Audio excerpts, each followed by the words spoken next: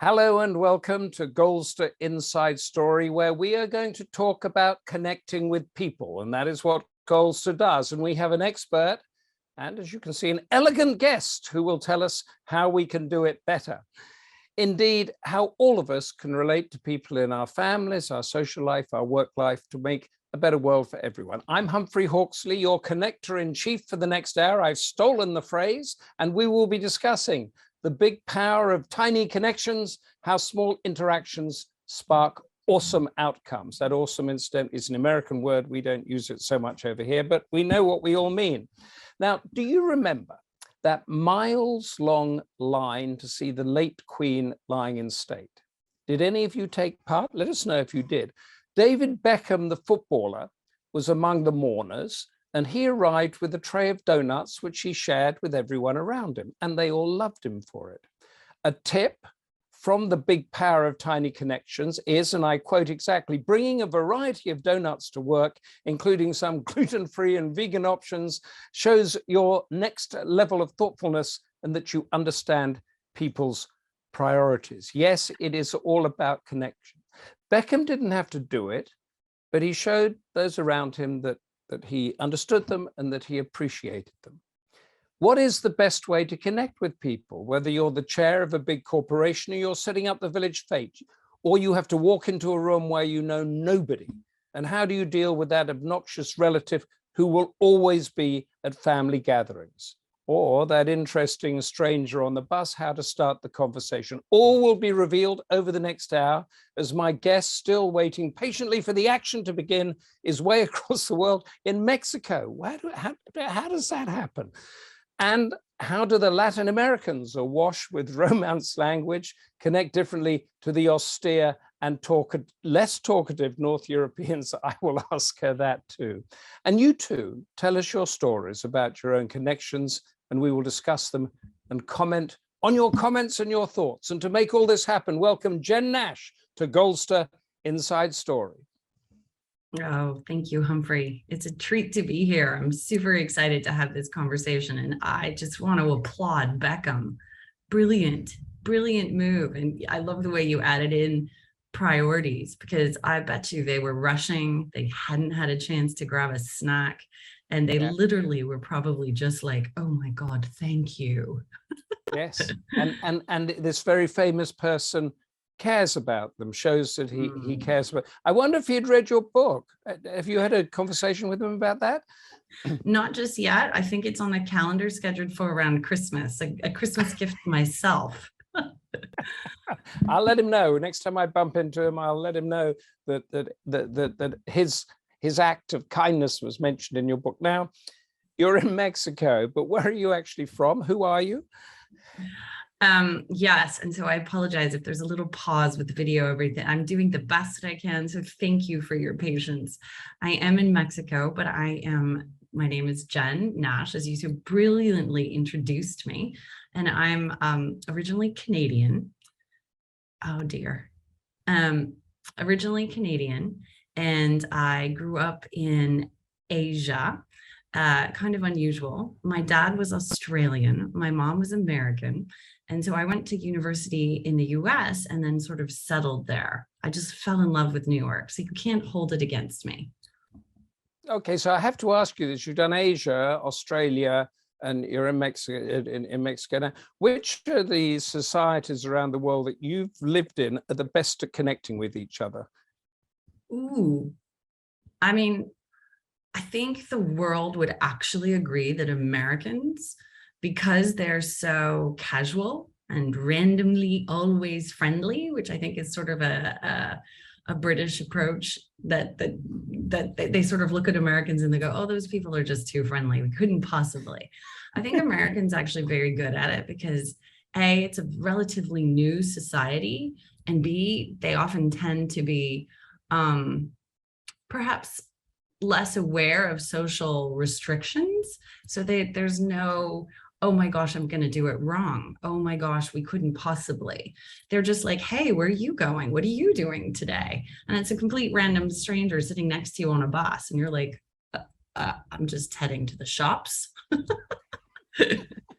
Does that resonate? And there's also Where Do You Come From and the Have a Nice Day. So that, you know, all of it's sort of upbeat with no bars to curiosity in that. But you dedicate the book to your mother and to Sylvia. Tell me about them and why they are connected with the power of connections. So my mom spent my entire life telling me to write a book. And every time she said, write a book, I said, what's it about? I said, I'm happy to write a book, but what am I writing about? And then in 2015, unfortunately, Mom got ill and died. And very randomly, one of my close friends it was almost as though they'd had a conversation, which they hadn't. She started saying, so have you written the book? And so Sylvia, who's a dear, dear friend of mine who lived very close to me, kept saying, well, there's got to be a book in this, because I have a unique approach to the world. I often sort of bulldoze forward, and I'm always like, why? Why should you approach something in such a gentle way? Why can't you just call the CEO's assistant and ask for X, Y, and Z? And I think too many of us actually make up stories in our head that hold our lives back. They hold our ambitions back. They hold our dreams back. Like, try. You never know what someone will grant you, but you have to ask, and you can't just ask once, because once is easy to ignore. And that was your motivation, the bedrock of the book we're discussing. Yeah, I mean, in effect, I wanted to share my approach to connection. I mean, the pandemic had happened. I'd had all this time, very helpful when writing a 50,000 word page book. I'd had all this time, and I worked with a wonderful team. It was just basically a book writing class, and they really helped us identify what makes you special. And so for me, an ease of connection is one of my magic gifts. And I decided, what does that look like if I distill that for anyone? And so this book is very story filled. I tell lots of stories because I think nobody really wants a how-to of how to meet people. That's just yawn. But if I tell you stories of people who have changed each other's lives and literally gotten a better job, moved across the earth, and had a place to stay when they were only 22, you know, met the person that they had always wanted to marry, who was like a gazillionaire. Who doesn't love that kind of story? You know what I mean? It's like these kinds of stories inspire you to go, oh yeah, that's the life I want to lead. And then I have a whole practical section in my book where I say, well, if this is what you want, try this. And if this is what you want, try that. It's very supportive. So before I do want to go step by step through your things, because I was fascinated in how to work a room, for example, because many of us get very sort of intimidated if you go into a place and you don't know anybody, and how to start up a conversation, and that we're going to get to that in a moment. But before that, you've got a challenge to throw out to our audience about the stories, the random connection stories. Give us that challenge. Ooh, I'm so excited about this. Thank you. So I would love to hear, have you had a little story that's changed your life? So for instance, you know, did someone you meet when you were young give you an opportunity that literally changed the course of your life? Did someone suggest you meet a lovely so-and-so, a boy or a girl, and oh, look, you ended up getting married? Did someone at a dinner party give you the name of their bestie who also happens to be a top surgeon, and they were able to like get you to the top of the list? Like, different kinds of random connections change people's lives. And so I love these sorts of stories. So I always like to ask, have you ever had a small connection that changed your life? Put it in the chat. Anything, any questions you also have for Jen Nash too, but put in the chat if you bumped into somebody, if you started a conversation with somebody and it was pivotal to what happened in your future, whether it was good or whether it was bad. So if you started a conversation with a gunman and he ended up shooting you, tell us about that too. But we want to, I just want to check the, I've always gone on a Woody Allen quote, Woody Allen, the film director, who said in some interview once, he said, 90% of life is just turning up. So you just go to things and then you meet people. Would you say that's true? Yeah, I think for the most part, because for instance, in my second chapter, which I love the title, it's called I Don't Need More Friends and Other Lies We Tell Ourselves. I think forcing yourself to be in that moment and to hold space for that uncomfortable feeling that you have, and even I have it, of course, even though I wrote this book. I mean, I don't love standing in a room where I know no one. Who does? I think then you have the option to act. And that option that's all the power. It's in that option, you've gifted yourself the ability to grow, expand, meet, and connect. So yes, I think 90% really is turning up. You're right. Absolutely. Just turning up. We have one story in from Helen. She met a boy, fell in love, and missed out on going away to university because she couldn't bring herself to leave him. And then 2 years later, he left me. What do you think about that? Well, here's my thing. She met a boy and fell in love. So she just met him and he changed her life. So the way I like to look at little connections, great share, Helen. Thank you so much for bringing that one in. And by the way, I'm so sorry for your loss because that sucks. I'm curious, did you have a chance to follow up with university? I mean, it's only 2 years. Like that's a short span. It's not like 40 years he left you out. Yeah. Right. So follow up Helen, question. tell us, answer that question for us. Go on, Jen, sorry. But for me, so it's interesting. When I was actually interviewing people for the book, it was actually kind of a challenge to explain to people what I was looking for. So when you skip a stone, when it skips the first time and it drops in, it's not that interesting. But if it skips a few times on the puddles, then it's sort of interesting. So for me, like a tiny connection is very much like you meet someone and they share information, which then helps you to move forward and shifts your life. So it's more about like, I meet someone and they introduce me randomly at a dinner party to a person who happens to run a publishing house. And then, oh, look, I got my book published. That absolutely did not happen, but wouldn't it have been nice, right? So it's more about how did a connection then take you forward and change your life, not just how'd you meet someone and change your life. But I love that too. At the end of the day, any connection is great. But like, I bet you when Beckham gave those donuts actually became almost like a pay it forward, and people were talking about it and then sharing that story. And who knows what goodwill. I mean, I guarantee you that man gets a thank you note for donuts in a church, you know? Yes. I mean, whenever I work in television a lot and have done that, whenever I turn up for a shoot or something, always arrive with the coffee and the donuts. Not that we have that many here, but always arrive with something for the crew. And often I find that there's a lot of antagonism going on at the beginning. People are grumpy, and then suddenly there's a sort of unity of let's have the coffee and the donuts, and things get on. Helen has come back to us. Thank you, Helen. But it did change the trajectory of my life, perhaps better, perhaps worse, who knows? But it was one of those random developments. We've got another one, but first I want to ask you this question that comes from your book. You say that most humans are not always up for talking to new people. We tell ourselves we don't need more friends or connections in order to avoid having potentially awkward encounters with that little known human species, humanus strangers.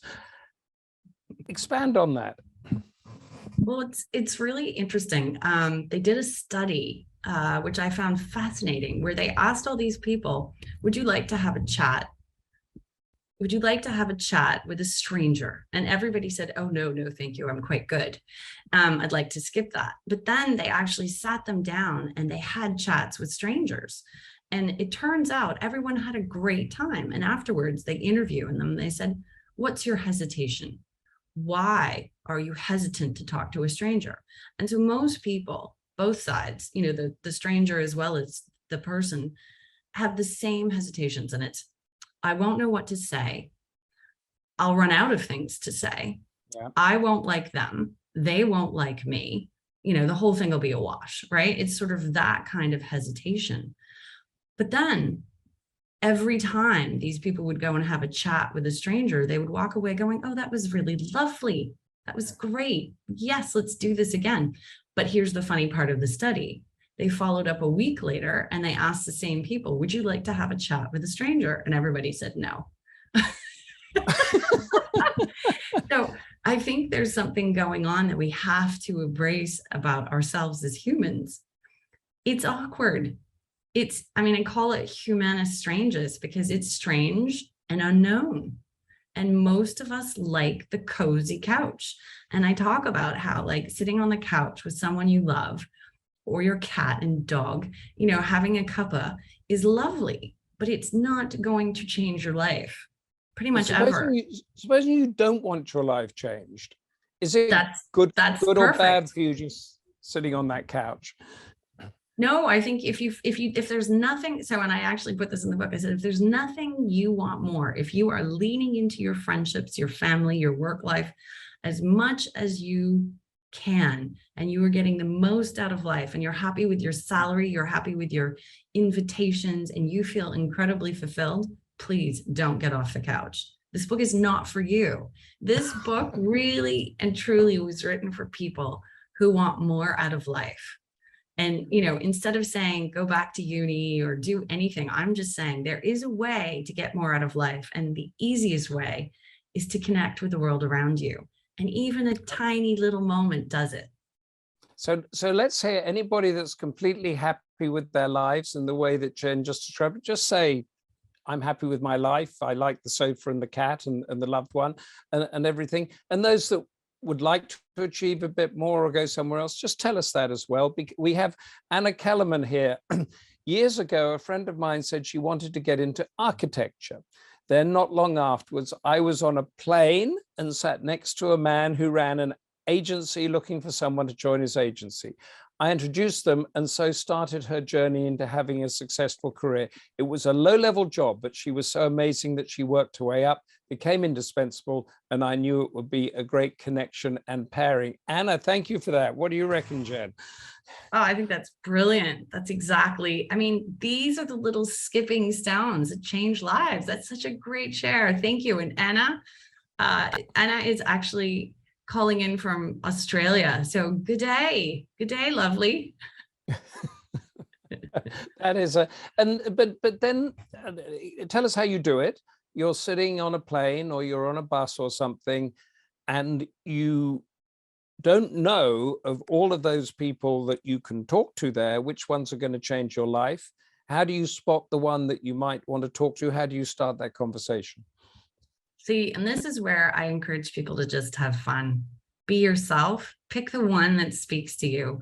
If you like her shoes, if you think his satchel's cool, if you think he's got funny hair, if you're drawn to him for any reason, it's a gamble, right? Like someone could be terrible, which is why I have a section in the book called How to Get Out of Conversations Gracefully.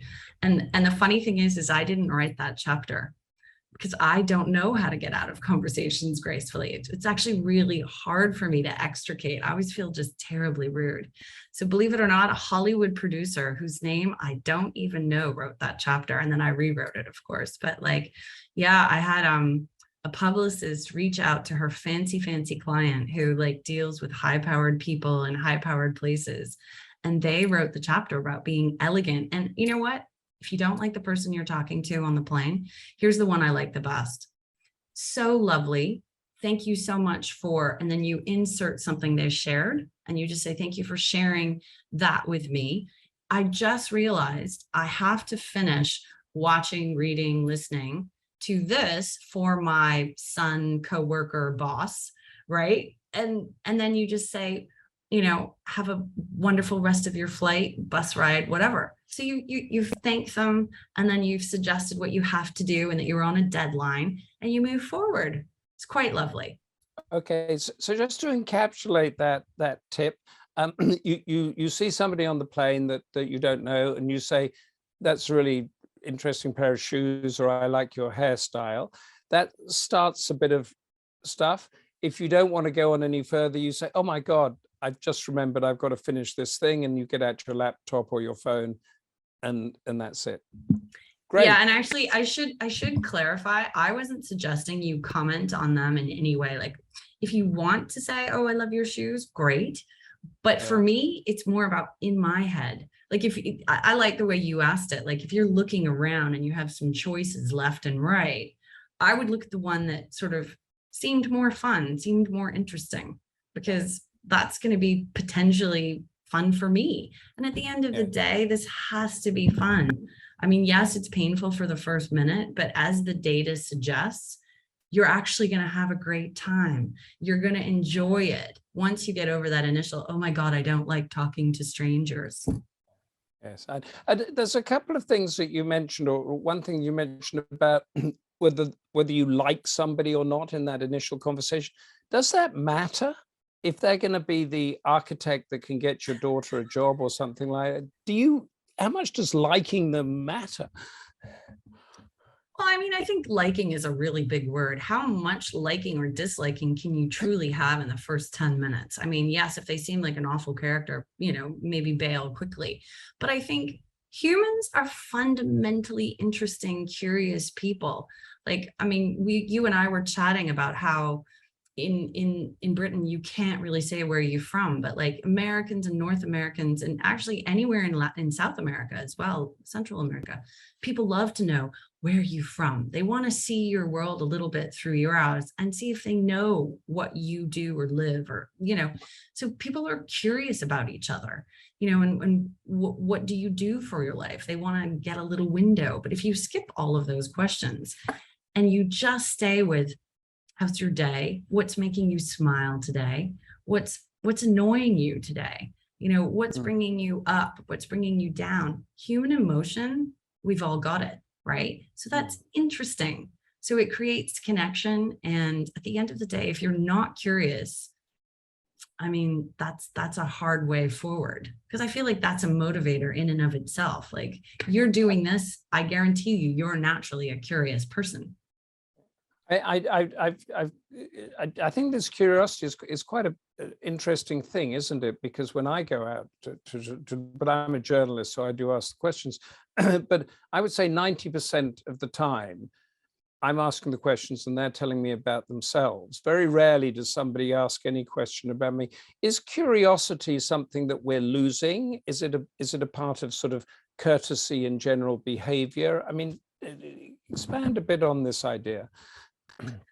I mean, I really hope not. I think we're curious, but I think more and more the world is supporting inward curiosity, like the whole scrolling on your phone for hours on TikTok and Instagram, which is very, very common for people of all ages. It's not just for 16-year-olds. Like, I know 40, 50-year-olds that do an hour a day, but that is a curiosity about the world around them. It's just not a curiosity that they're leaning into physically, right?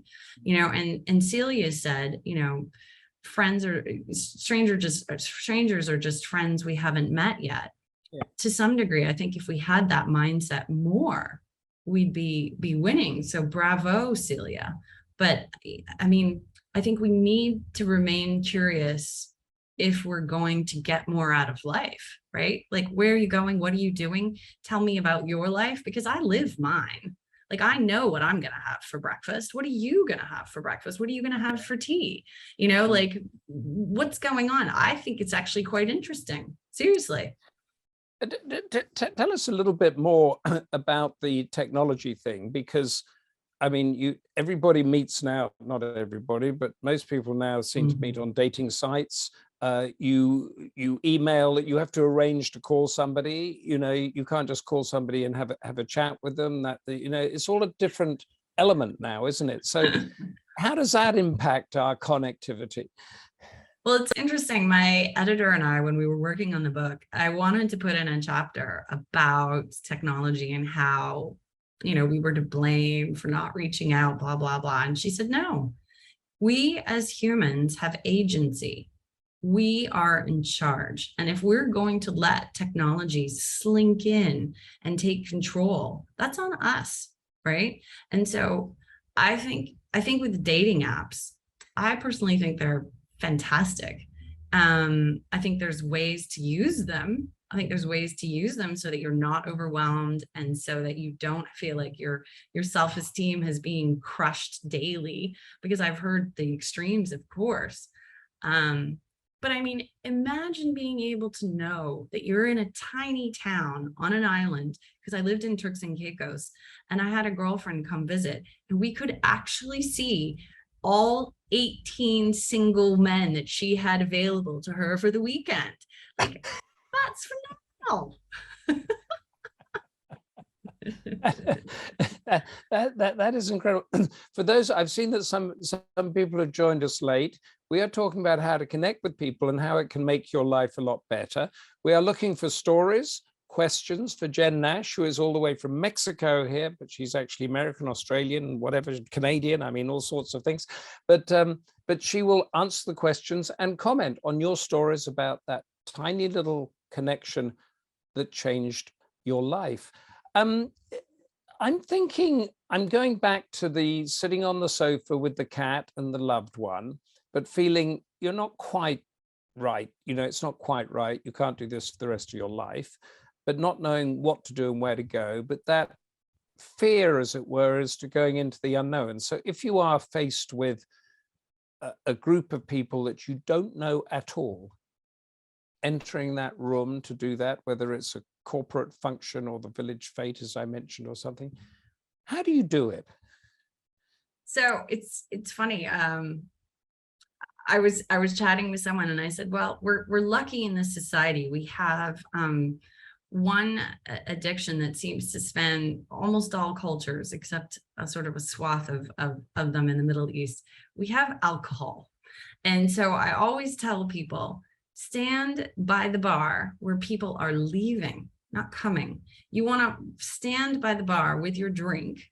And the nice thing is the bar is at the wedding, it's at the birthday, it's at the corporate do.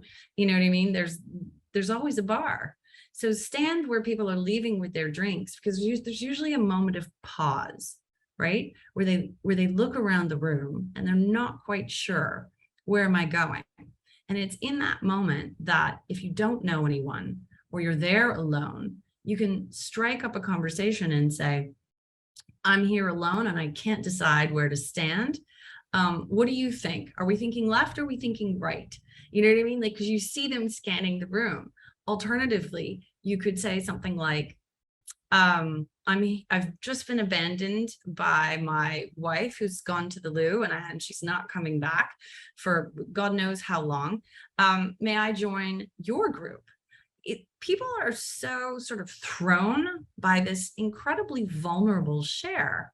They typically say, oh, yes, please, by all means. You know what I mean? They're very kind. Yeah. So I usually suggest to people, lean into the awkwardness and ask for what you need. So if you want to connect and chat, go and ask them if you can join their chat, or just make silly talk about, oh my God, we've just survived the worst line for the bar. How are you doing? You know what I mean? Lean into some humor, you know, or, oh, I can see you're double fisting as well. Yes, I've got my beers, you know, you know, or do something like that on purpose where you have two drinks and you could say, I swear they're not for me. You know what I mean? You've immediately got an opener, and like, you know, you're keeping one for the missus or the mister or the friend, but, and maybe you're not actually. And then later on you say, oh, I don't know where they've gone to. But it's different if you're if you're an extrovert, that's easier. But if you're an introvert, that's difficult. And one of the people I was talking to about this is that an extrovert can go into a room like that and will come out at the end of it feeling charged and exhilarated, whereas an introvert will go into a room like that and come out feeling drained. Is that accurate? Yeah, so it's interesting. Despite having written this book, I didn't have like a deep dive into the dualities of that until more recently. I went to an event and I was facilitating for 3 days with 25 people, and we were, you know, together every day. And on the 4th day, I needed to spend the entire day watching Netflix alone. And a friend of mine said, "You're not an extrovert." I said, "I'm not." She goes, "Oh no, you would have been just excited and filled with energy." So I've realized I'm an introverted extrovert. I love being out with people, but I prefer being one-on-one. So if you're an introvert and you know that you enjoy one-on-one conversation, then your mission's clear. Yes, you're in a room full of lots of people, but you don't need to talk to lots of people, right? You just need to talk to one or two. Yeah, exactly. Yeah. And if one gets you through 15 minutes, like try 4 an hour. Let's that, and then go home. You know, in that second chapter we were chatting about, I always give myself a goal. Okay, I'm going to talk to X number of people, and then I can go sit on the couch with the cat, right? but the sitting on the couch with my show is my reward, right? And so it's my dingle, dingle, dingle, yay. But like, I force myself using that as a treat to get myself out of the house. But I think that if you're in any situation and you're an introvert, honor yourself, honor what you're feeling, lean into that and actually share that. I absolutely hate this kind of do. You could say that to someone as they're walking by with their drink. I always feel overwhelmed. How do you handle it? You know, it's completely honest, sincere, and honestly, I would answer that. I'd be like, oh no, what's going on? You know what I mean? Like, now we're chatting, bing, done. I think that's, and for our audience, are you an introvert, an extrovert? What are you? You're an introverted extrovert or an extroverted introvert? I forgot what you said there, Jen. Yeah, I would absolutely love to hear what everyone thinks they are. So are you an introvert or an extrovert? Or a combo. Helen, Celia, Anna, you've already contributed. Any others, just let us know what you think you are, and we can talk about those things. Don't be shy to tell us what you are. I think I'm now that you've mentioned it, I like big places like that, but I also like the one-on-ones, and I get irritated when somebody comes and interrupts when you're in the middle of a conversation, or when they're looking over your shoulder to see if someone more interesting is around. And and one of the tricks that I'll just mention on those big things is I always carry 2 glasses of wine. So if you get stopped and you get into a conversation that gets a bit boring, you say, look, I just really have to go over here to give this back to the person I was bringing it to. So it gives you an out of the conversation. That's genius. And I actually have never thought of doing that. I'm going to have to steal that. What a great share. Thank you so much, Humphrey. There you are. We're connecting and sharing already. I'm always like, if anybody in the chat feels like sharing great ways of exiting conversations, please share. In the book, there's some really outrageous ones. I knew a man that passed gas in hopes that the person would say, I need to leave, and he'd leave it to them. I you know, when they have these big functions and they have these sort of little tables for people to stand at that you can put your things on, and I don't know anybody, I'll go there with 2 or 3 glasses of wine and just sit and stand there, and people will come, and then you'll, but there is that excruciating time that you don't know anybody and nobody's coming up to you, and you feel like a completely useless thing there, and you feel like, and I have run out of a few. Have you ever run out of any, Jen? Have you ever fled? I mean, I think at some point we've all had a moment where we're just at a loss, and I think you just pull out the, like, I've got to go to the bathroom, you know, I'm out of here. And do I mean, you at go the back end of the in? day, again, being human and vulnerable will save the day. Yeah. So we're looking for examples where pivotal connections, just bumping into somebody, has changed your life. Tell us about them, and we want to know whether you're an introvert or an extrovert or anything else on this thing. Helen is, like you, Jen, an introverted extrovert, and so is Anna, an introverted extrovert. Can be sociable, don't need alcohol, can chat to almost anyone, but like to recharge on my own. Yes, maybe I'm a introverted extrovert. There we go. We've got that going. We've done how to work the room. There's a couple of other things that you say. You're a fan of the just do it mentality. So you want to do something, just do it. And you talk about the 5-second concept. Explain that to us. The 5-second concept, it's been a hot second, so you might actually have to refresh me, but it's really pretty much about jumping in and taking action. You know, it's really about not letting hesitation overrule you, you know, and Mel Robbins, I believe, is like Yes, out that's there. right. Yes, sharing this one. So it's really her concept. And I think it's quite brilliant. And she really says if you let more than 5 seconds go by, you're not going to do it. So Yeah. as soon as the idea comes into your head, as soon as that idea comes into your head, you need to take action, get out of bed, pick up the phone, whatever it is, you've got to take an action towards achieving that or making that a reality. Yeah. And so you literally leap into action. And in that 5 seconds, that is when the filter in your brain, in your mind, will sort of say, well, you shouldn't do it because of this, this, and this. And then you say, well, I'll go back to the cat, the couch, and the bed. Yeah. But to some degree, I feel like once you start, it's really easy to realize, oh, this is within my grasp. This is manageable, you know? And I feel like it's the whole, I literally have a ring that I wear all the time. And it says work is the overcoming of resistance through a distance. And that's the physics definition, W equals R divided by D. And I'm terrible at physics. So trust me, I'm not showing off.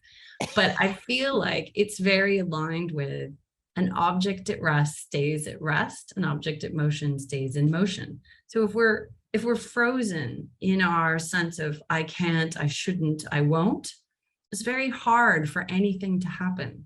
But if we take tiny steps, you know, if we have a small engagement where we're sharing with someone in a small way, you know, then I think we're much more likely to have that expand us and expand our moment.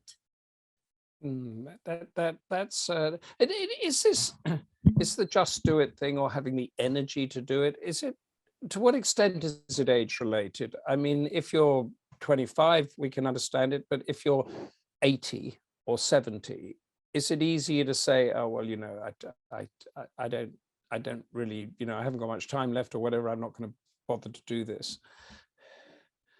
Okay, so I mean, I love the fact that ageism is getting so much discussion currently.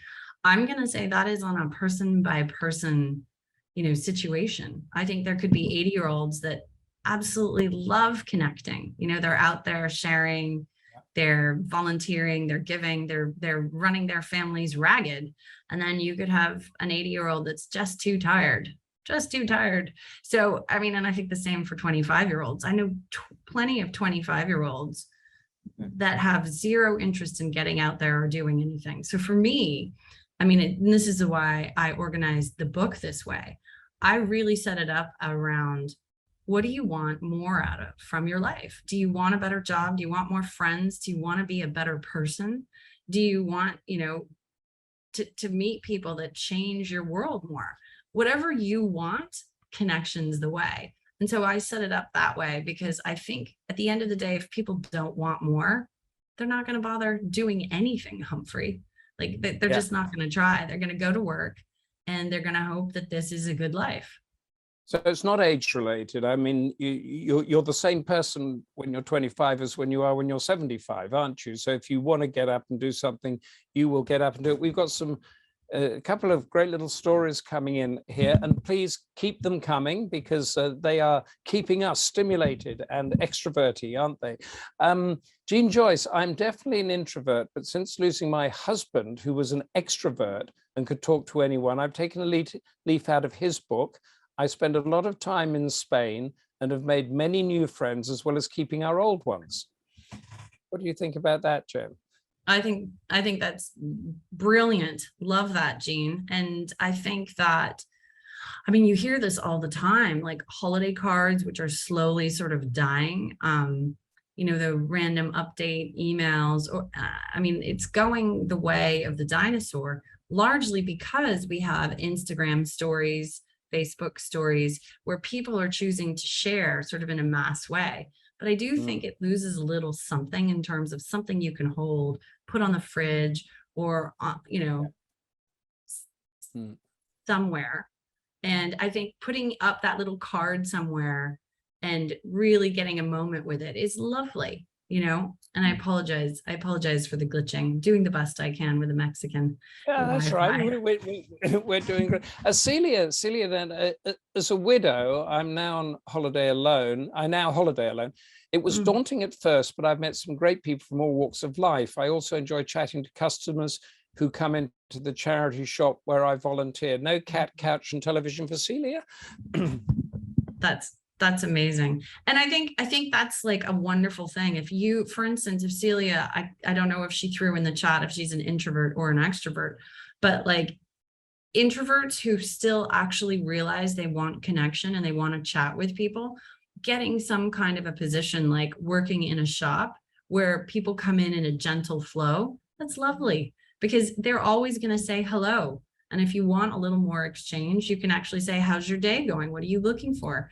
We have some wonderful finds over here. What brought you to our shop? And you can just start like having a grand chat, Yeah, and that stimulates. I think during COVID, when many of us were locked down, there were a whole lot of brain cells that didn't get that stimulation because you weren't having those exchanges, buying a newspaper, going into the shop, and all that sort of thing.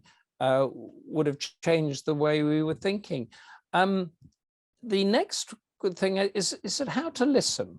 If we're not used to it, how do we listen and how do we absorb? How do we conversationalize what we're listening to? Yeah, it's really interesting. I actually did a lot of research to put this in the book because I was curious, and there's a whole trend right now in education systems about teaching kids to listen. And it occurred to me, yeah, it does make sense. We always thought if you can read, you can listen, but that makes no sense at all. Like that's a complete disconnect in our education system, and we don't teach listening as a skill. And I think that's actually really interesting. So in the book, I found this really interesting little technique that I strongly encourage people to try because it's quite frustrating, really. And it's called the stop sign technique. And it's green, yellow, and red. And you get 20 seconds. Everybody's happy to listen to you for about 20 seconds. Once you go from 20 over to 40, you're in the yellow zone. You better really like stop the car, AKA your mouth, soon. And then once you're past the 40 to 50 second zone, you're firmly in the red. Now this tends to be with strangers, right? If you're in the middle of a dinner party with your child or your partner and they've listened to many of your stories, this does not apply. But I think in little moments where you're engaging with strangers, it's really about, hey, how does that land with you? Does that resonate? This is my experience. What's yours? And Humphrey, you're so wonderful at engaging people and asking them to participate in the chat. You are clearly a master at this. But I think that the tip is definitely for the person. I had a stepfather who, I kid you not, went on for 31 and a half minutes one time, no stopping. I literally was like, what am I supposed to do with this? It's a monologue. Yeah. And this is, I mean, can I be your deputy connector in chief for the next month? I can be your trainee as we go out into the autumn, we call it here, autumn and winter. I've got another sort of general question, and we've answered it a bit, but I want to put it to our audience. And please, all of you, Jean, Helen, everybody that's Anna that's partaking in this, and more of you, give us an interesting conversation opener. You're at the stranger with the plane, or you're in the room where you know nobody. We've touched on it, but give us your own version of how you, whether you're introvert or extrovert, would open a conversation that you think would bring that conversation to other places. You mentioned sharing things empathetically, so that you say something that is a sort of shared experience or shared thought with people. And we talked earlier about the sort of optimistic and negative sides of that. Give us those examples. I think, when we, so just so I'm really understanding, you're asking me to clarify when we share from a good place and share from a bad place? Yeah, so if you've said to me, if I look at you and say, oh goodness, I've got a pair of glasses like that, aren't they fantastic? And then we're on a common ground there. Or I could say, oh, I really hate getting up in the morning early, Jen. I mean, do you hate it too? I mean, it must be dreadful for you. And then you're on your negative trajectory, aren't you? I mean, I think the shared human experience, good and bad, is a beautiful choice, you know, and I think it's, for instance, I personally advise people to stay away from, oh my gosh, my back's killing me today, because it's a bit of a, it's too negative, right? But at the same time, like, if traffic in your neighborhood has gotten particularly aggressive, is there a way for you to share that, but in a funny way? You know, like, I can't seem to get anywhere on time, no matter how much I try. Traffic's killing me. Either that, or it could be the really nice coffee I always stop for. You know what I mean? Like, you could share random stuff that's also telling them more about who you really are, right? But I think you're right. You could also say, ooh, lovely glasses. My son's been looking for glasses. Where did you get yours? Yeah. You know what I mean? It's genuine, it's curious. Like, I do actually very much appreciate fashion, but I'm also in a headspace where I don't need anything. Like, I have enough blouses, I have enough nice shoes, right? But I still love to shop on people. I'm never going to go buy it, but I like to ask them, oh, that's a lovely top. Where did you get it? And I feel, I don't know if that's crossing a line in Britain, if people would find that pushy or gauche, but I mean, here I find, especially women, they're so delighted that you've appreciated something they're wearing. They'll literally show you the tag. They'll be like, oh, I don't know, look at my tag. I'll show you the style of my Marks and Spencer shirt here, but we've got a couple of really interesting questions in here, or thoughts. Jane Rico, I think I'm much more likely to connect now that I'm older, not so worried about what people will think as when I was younger. I wonder how life would have been different had I been less self-conscious. What a good thought. I'd read a great book called Quiet About Introverts. So often people assume quiet people aren't up to a job or situation. Whew, that's a good one, isn't it? Yeah.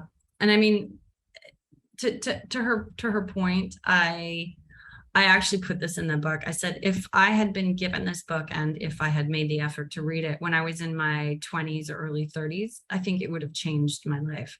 Like, if I could give this book to every kid leaving university, I would, because I think we don't realize the power of those little connections and how they grow if we foster them even a little bit.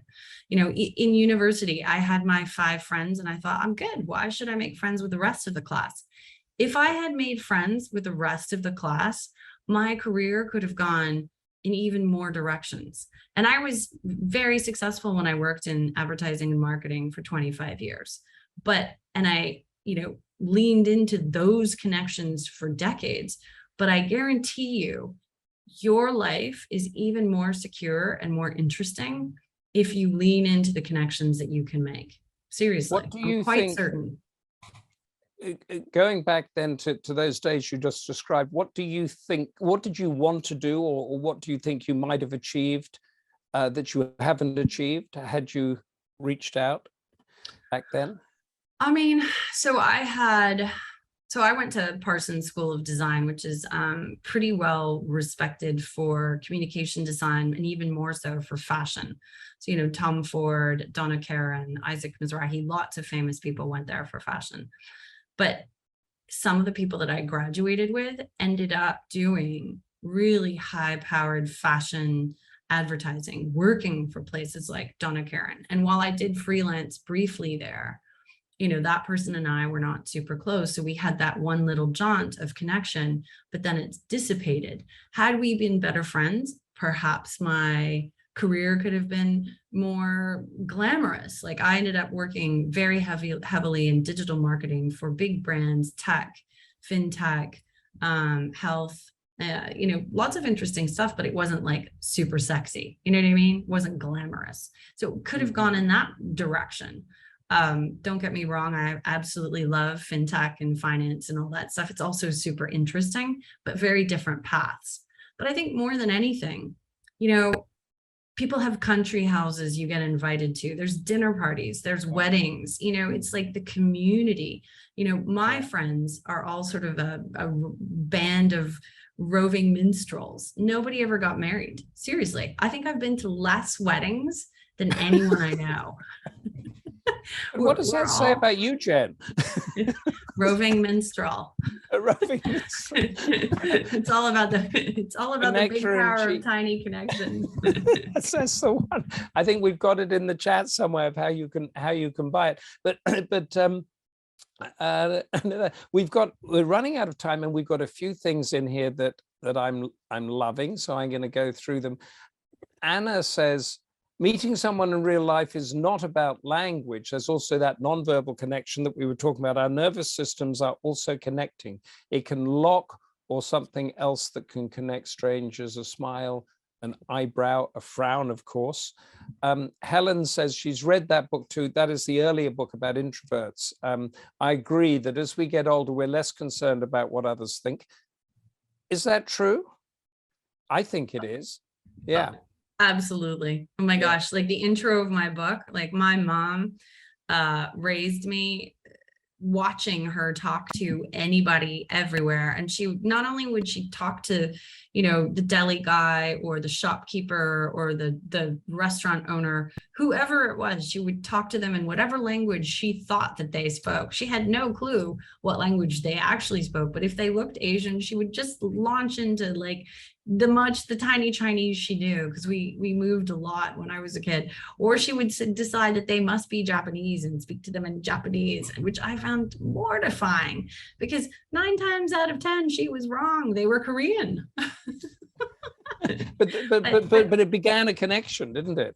It did. And I think at the end of the day, these people thought she was sort of quite batty, but that battiness made them smile. And then they noticed that she was really trying to connect with them in their language. And so that's like a really sweet thing, and and after that, I decided I would get very good at figuring out what language people spoke and learn all the thank yous. So I can say thank you in about 40 different languages. And typically I'm 100% accurate. And it's not always easy, because oftentimes perhaps Israelis sound like they're French if you haven't talked to them for too long. Many people don't actually, know what a South African accent sounds like. No. Yeah, and they think they're Aussie. Also, I mean, South Africans say thank you, so or dankavel like the Dutch. But yeah, and then there's that mix up between the Canadians and the Americans all the time, and that thank God we just go with thank you as well there. But it's super interesting. But that tiny little thank you in their language, especially when you suddenly say it in Arabic or Pakistani, they're just like, how did you know? How did you know?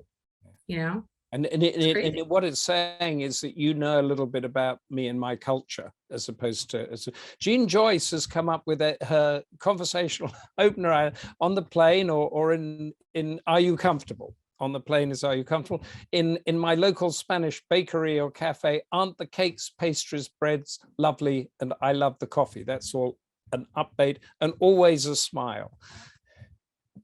I love that. I mean, to me, talking about food, easiest thing on the earth, like, ooh, what did you get? Like I literally not last night, but the night before, I was in Louisiana at a conference and I took my nephew for dinner. I could tell the lady next to us was dying to talk to him, because he's a medical resident. And anytime he said something like neurology or obstetrics, she was like, by the end of the night, they were sharing their dessert with us. That's a perfect story. I'm going to ask you to sit there patiently and elegantly again whilst I tell our audience what's coming up, and then we're going to come back, and there's a book that we're doing that I think you might be interested in. Tomorrow, October the 28th, we're having a book club community chat. That's with Lucinda and myself. We're going to talk about our own books and our writing, but it's your show.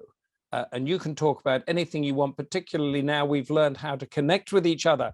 So that's going to be a great show tomorrow. And then November the 3rd, that's in a week's time, I'm with James Hanning with his story of love and deception in Beirut, a true story about the spy, Kim Philby, and a torrid love affair. And then on Friday, November the 4th, I'm with a neuroscientist, Dr. Linda Shaw, whose book is called Your Brain is the Boss. The more we understand our brains, the better we understand the world around us. And on Thursday, November the 10th, that is the 10th, that's correct, Lucinda is with Stephen Barker, who's the author of a book called The Flying Sikh. Goodness, there's a story, how flying officer Hardeep Singh Malit fought through Britain's bureaucracy and discrimination to become a First World War pilot. It sounds that there was no cat, sofa, and TV for him. He just got up and did it, didn't he? I love all these books. They sound amazing. Yeah. I feel like you've got a really nice 2 weeks coming up. It's not 2 weeks. We go on and on. But I wanted to talk to you about we've got Dr. Linda Shaw, whose book is too far away for me to get, called Your Brain is the Boss. And we're talking about introvert and extrovert. It is important to know who you are and how your brain works in order to do these things, isn't it?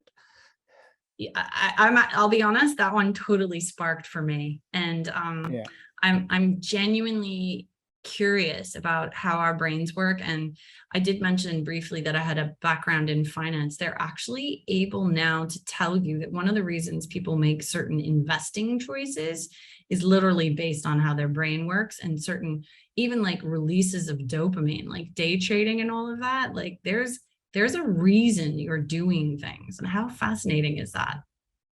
Yeah, the dopamine is what makes us feel good, isn't it? Is that like the endorphins when you do exercise? Yes, dopamines and serotonins, they're the yummy ones. Like, okay, that you get them from cuddling on the couch or having a great conversation in the pub with someone that you hadn't seen in a decade or never met. Oh, okay. So has anybody got dopamine or serotonin coming in from our chat show? Just let us know. Celia has got on. This is a conversation again. On the plane, I ask, have you been whatever the destination is before? That's like, do you come here often? Isn't it? Usually works well. Celia, tell us, have you had a pivotal relationship on a plane or anywhere like that? Because obviously you do that. We've got a couple of minutes left. Have you, that's changed your life? And Jen, I have to ask you, what is the key random pivotal connection that changed your life? That's a good one, because there have definitely been some big ones. I mean, it's interesting. I think so the book, as I mentioned, is filled with personal stories. So it's a self-help memoir, but then I also went out and interviewed a ton of other people. I think for me, I went to a high school reunion and I met someone and we ended up becoming friends, and then we went into business and I became a cryptocurrency CEO as a result. Seriously, like what are the odds of that, right? And then eventually we actually started dating, and that interaction with someone who lived a very big life, he lived in, 3 cities. He lived partially in the Caribbean. I got to travel a lot. I got to live a much bigger life. But then even the ending of that relationship dramatically shifted how I live my life. As a result, I ended up as an executive coach. I had been mentoring up until that point, but I realized helping others gain greater clarity about what they want to do and living their bigger, best lives, which is truly all around connection, was something I was desperately passionate for, largely because I was so hungered for connection as a result of the pandemic and that relationship. So to some degree, it was wonderful, but also terrible. And the wonderful and the terrible contributed to it being life-changing. So I would say, to answer your question, that one. And how did I meet? We literally took a tour of our high school, which had been completely old. And I remember in the day, I had no recollection of it. I have a terrible memory. And And, you know, we just started having an argument about whether such and such a room was a gymnasium or a library when I had been So there so there was earlier. And we weren't in high school at the same time. No, I'm listening to you.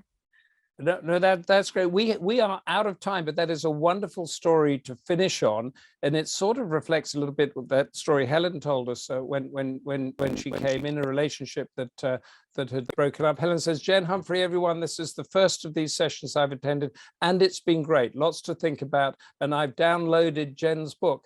Helen, that is our finishing note. Thank you so much. Time's winged chariot is upon us. Jen, you are a superstar of connectivity. Thank you for showing us the way, and thank you to the Goldster audience for keeping us on our toes. What a great show we've had. Until tomorrow with Lucinda and myself, stay curious, stay active, stay safe, and of course, stay Goldster. Thanks, Jen Nash, totally brilliant, and for getting up so early. Bye. Oh, bye. Thanks, Humphrey. You were a rock star. Great questions. Cheers. Bye. Thank you. Bye.